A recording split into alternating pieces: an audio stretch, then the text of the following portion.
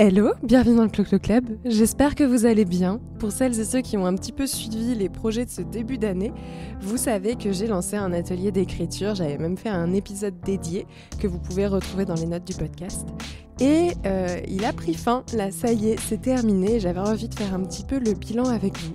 Ce bilan, il est intéressant évidemment pour celles et ceux qui ont participé parce que vous voyez un petit peu l'envers du décor, mais de manière plus générale, en dehors de l'écriture en tant que telle, c'est, je trouve aussi un bon moyen de voir un petit peu comment lancer un nouveau projet, comment ça se déroule, comment s'organiser, etc. Donc pour vous remettre un petit peu dans le contexte, au début de l'année, je me suis dit que ce serait bien de lancer un atelier d'écriture intime, une écriture de journal intime tout simplement, qui est un type d'écriture que je pratique au quotidien et au sujet duquel je reçois énormément de questions, étonnamment. Et je me suis dit que c'était cool de faire des événements en présentiel comme ceux qu'on a fait avec Caroline et qui reviennent très prochainement, mais c'était bien aussi de pouvoir proposer quelque chose pour des personnes aux quatre coins de la France et avec un modèle assez flexible et autonome dans la mesure où c'était un premier test et j'avais pas forcément plus de temps que ça à investir dans le projet. Donc début janvier, je me dis que ça y est, il faut que je le fasse. Le faire au mois de janvier, c'est pas forcément la meilleure idée parce que tout le monde reprend, tout le monde se met un peu la pression. Et le mois de février est quand même plus court, donc autant imaginer un programme sur tout le mois de février. Et c'est comme ça que j'ai eu l'idée de faire un atelier, du coup, avec 8 newsletters plus une d'introduction, envoyées tout au long du mois, à raison de 2 newsletters par semaine, généralement entre le lundi et le mercredi et une plus ou moins le dimanche, avec plein d'exercices pour vraiment s'initier à l'écriture de soi, à l'écriture intime. Comme je vous le disais, c'est un exercice que moi je fais au quotidien, enfin, c'est une pratique que j'ai totalement intégrée dans mon mode de vie et qui est devenue aussi essentielle à mon bien-être. Et j'avoue que du coup, j'ai pas suivi de méthodologie en fait pour me mettre à écrire.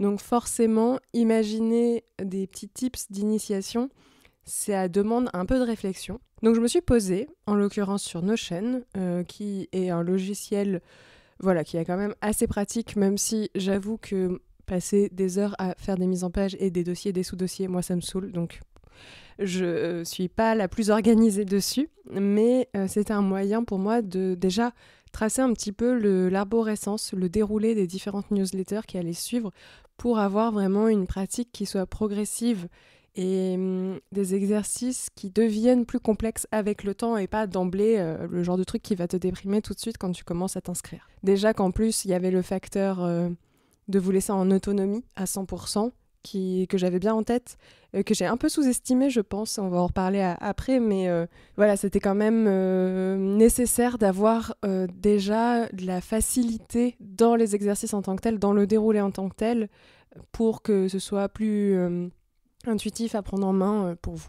J'avais envie, et ça c'était assez clair dans ma tête, d'avoir une approche multiple. De pas vous faire écrire que des réponses à des questions ou que des lettres. C'est un peu les deux exemples que j'ai déjà pris par le passé pour vous parler de l'atelier, mais c'est parce que moi, les exemples que j'ai pu voir passer sur les réseaux, en l'occurrence, c'est principalement ça.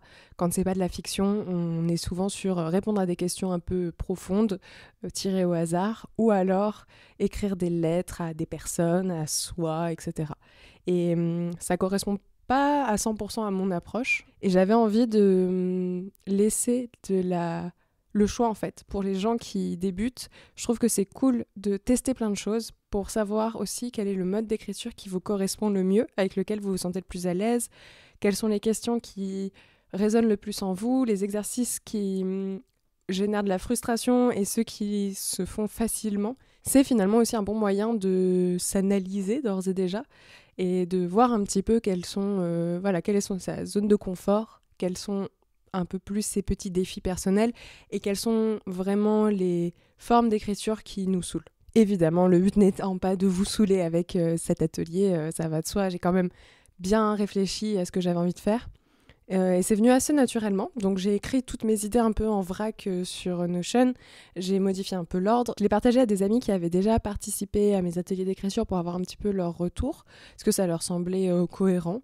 J'ai pas eu de modification à apporter particulière. Et après ça, je me suis calé un peu un planning.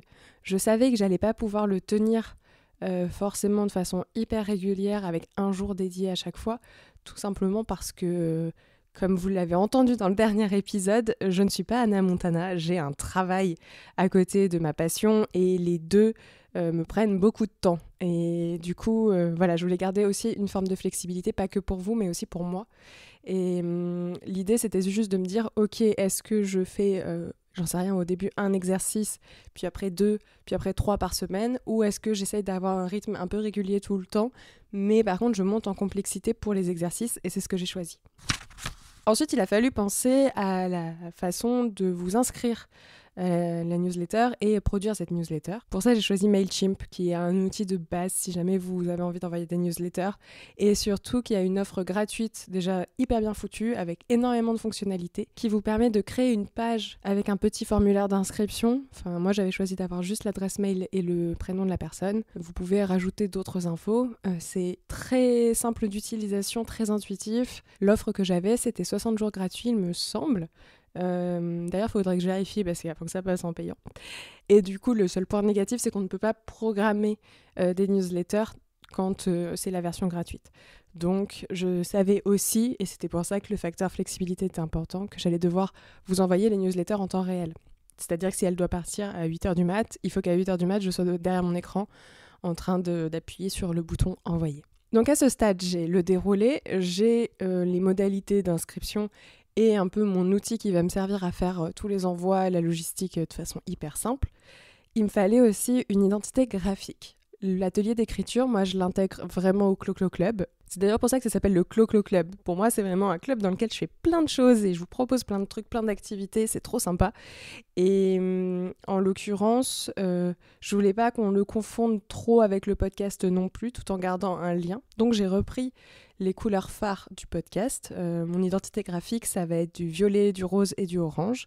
Et donc, pour ma DA, direction artistique, pardon, j'ai pas précisé, j'ai choisi de prendre le contre-pied de mon logo qui est violet et de partir sur le orange, mais avec les autres couleurs et un truc un petit peu plus épuré que ce que je peux faire sur les réseaux, où j'aime bien avoir des grandes plages de couleurs hyper vives avec du grain. Bah là, c'était sur fond blanc, avoir plutôt des halos de couleurs, donc que ça reste identifiable, mais qu'on soit dans un côté peut-être aussi un peu plus sobre, un peu moins... Ça, on me l'a déjà dit, et sachez que ça me vexe de ouf, parce que je comprends pas pourquoi en 2024 on a encore des biais là-dessus, mais moins girly.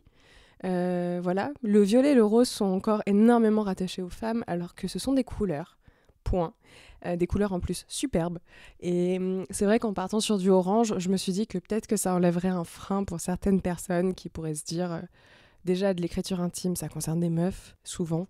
Enfin, je l'ai vu. Vous étiez énormément d'inscrites, je crois que j'ai 2 inscrits sur 56 personnes qui s'étaient inscrites. Ça vous donne une idée du ratio des mecs qui sont prêts à extérioriser leurs sentiments. Mais en tout cas, en amont, j'y avais pensé, je m'étais dit, vas-y, on tente une approche un peu plus neutre, entre gros guillemets.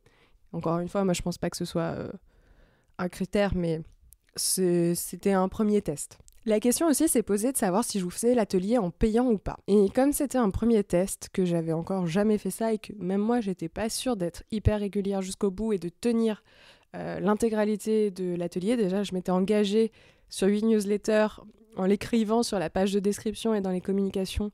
Et même ça, c'était un peu pour me mettre moi-même une petite pression de tenir les 8 que j'avais imaginées. J'ai fait le choix en tout cas d'avoir une version gratuite pour commencer, pour que vous découvriez un peu ma façon de faire, ou mon travail tout court pour celles et ceux qui ne me suivaient pas déjà, que vous ayez pas trop de pression, et en même temps peut-être que ça en a manqué du coup, et voilà, que ce soit accessible à tout le monde. C'est de l'initiation, vraiment très basique, pour me dire que si jamais ça prend bien, si jamais j'ai plus de 10 inscrits, ben ça pourrait être cool une prochaine fois de le faire en payant. Et spoiler, vous avez été très nombreuses et nombreuses à vous inscrire, à me contacter après coup pour me demander si c'était possible de s'inscrire en cours de route, ce qui n'était pas le cas malheureusement, mais il y aura donc, je pense, d'autres ateliers, et cette fois-ci, en payant, parce que l'air de rien, c'est du travail. Comme je bosse dans la communication, je suis rodée sur quand est-ce qu'il faut lancer quoi. Donc plus ou moins 2 semaines avant, j'ai commencé à communiquer sur les inscriptions, à vous partager le lien, à expliquer ce que ça allait être. Et ça a suscité un bel engouement. Merci aussi à la journaliste Chloé Thibault qui est à l'origine de la newsletter La Pause Simone, puisqu'elle a mis en avant l'atelier d'écriture et plus largement le podcast aussi. Donc merci à elle, ça a apporté aussi de la visibilité, l'air de rien. Et j'ai été très agréablement surprise, encore une fois, de vous voir si nombreuses et nombreuses à vous inscrire. On était 56, dont 2 personnes qui ont mal tapé leur mail. Donc j'ai eu des messages d'erreur au moment des envois. Et effectivement, il y avait un point .com qui était un point autre chose. Bref, faites attention quand vous rentrez vos adresses mail. Si vous n'avez rien reçu, sachez que l'erreur, elle a dû venir de là. Et du coup, au total, vous avez été 54 à vraiment suivre tout l'atelier du début à la fin. Avant le jour J, avant le début de ce mois de février, j'avais pris soin d'écrire quand même les 2 premières newsletters. Celle d'introduction, pour vous présenter un petit peu le dispositif, et la première avec les premiers exercices, en me disant que comme ça allait m'alléger et que le but, c'était de prendre de l'avance sur la rédaction. Je suis quelqu'un qui est très organisé, mais qui, à l'inverse, fait beaucoup de choses à la dernière minute. Ce qui fait que je les fais en une fois et je les retravaille très peu, mais que je me retrouve à 23h à vous écrire la newsletter du lendemain matin. Ça, c'était peut-être pas la meilleure chose à faire et c'est un petit peu ce que je retiens aussi du bilan de l'atelier. Je sais que c'est ma façon de travailler et que je suis très intuitive sur ces choses-là et c'est une chance, j'en profite. Mais par moments, il aurait peut-être fallu préparer un tout petit peu plus. En tout cas, vos retours ont été extrêmement chouettes tout du long. Merci encore pour toute la confiance déjà et puis tous vos retours bienveillants sur les exercices, sur ce que ça vous a apporté, là où vous avez rencontré des difficultés ou pas. Et aussi, merci aux personnes qui m'ont dit qu'elles avaient ouvert les newsletters mais qu'elles n'avaient toujours pas commencé à écrire alors qu'on était déjà le 15 du mois.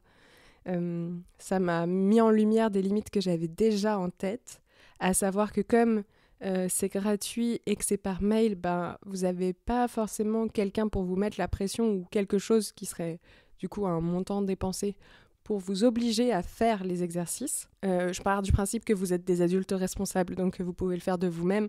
Mais effectivement, pour de l'initiation, quand c'est les débuts et que le point qui revenait aussi beaucoup, c'était déjà une appétence pour l'écriture, mais énormément de mal à s'y mettre et à être régulier, c'est sûr que ce type de format, c'est pas ça qui va vous aider à devenir régulier si vous faites pas déjà un effort en amont. Après, j'ai essayé le plus possible de vous accompagner dans les contenus. Chaque fois il y avait en fait une petite thématique, une petite explication de pourquoi j'avais choisi cette thématique finalement, un exercice composé de en réalité plusieurs exercices mais que je voyais comme une grande brique, parfois à faire en une fois, parfois à répéter tous les jours, et puis des petits tips, mes petits conseils à moi pour vraiment pallier à certains blocages, et aussi je vous ai partagé assez régulièrement les épisodes du Clo-Clo Club qui abordent en fait déjà certaines des thématiques qu'on a traitées ensemble. C'est là où j'en reviens au fait que si j'en fais en payant, l'idée ce serait aussi d'avoir des petits temps peut-être de visio ou autre pour vous accompagner un peu plus, répondre à vos questions et être davantage là pour vous aider à avancer. Même si je garde en tête que cet atelier d'écriture c'est une première, je suis extrêmement reconnaissante de votre confiance, du travail que vous avez fait, mais aussi de moi d'avoir tenu. Franchement, petite fierté. Je doutais pas d'y arriver, mais je pensais pas que ce serait si facile finalement. Ça a renforcé ma légitimité aussi à parler d'écriture de façon plus générale. Mais je sais que j'ai pas du tout l'âme d'une prof. Si je le fais, c'est pas que j'aime apprendre des choses à quelqu'un, c'est plus que j'aime vous partager ce que moi j'ai déjà compris, et c'est un bon moyen aussi pour moi d'aller cultiver un peu plus ma curiosité. J'ai un peu la même chose avec les trouvailles culturelles ou autres.